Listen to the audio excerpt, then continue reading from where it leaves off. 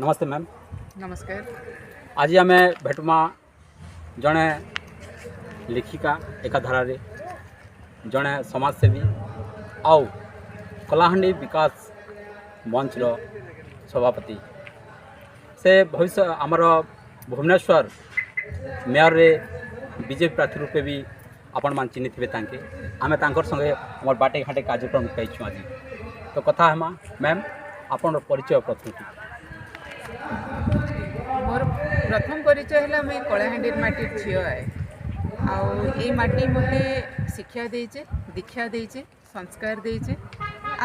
आगे बढ़वार लगी अनेक किसी दिशा देखे। बहुत बढ़िया मैम आपन ये समाज सेवा करू करू राजनीति भितर पशुपाल प्रेरणा समाज सेवा करू करू राजनीति रे पसली सेमती किसी राजनीति जे जड़े करवा नहीं करवा सेमती किसी नहीं ना। हाँ समाज सेवा मनोभावटा पिलादिन मोर थिला आउ जड़े देख लेखिका हो कि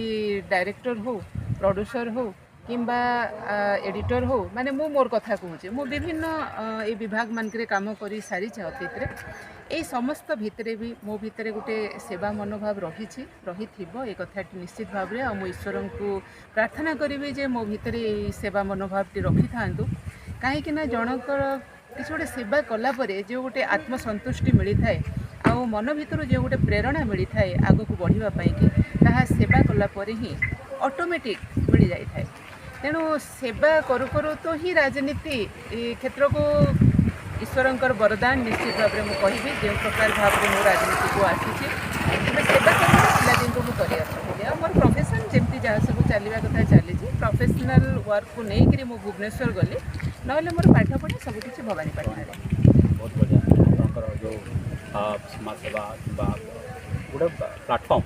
जोटा राजनीति आप भी अधिक कर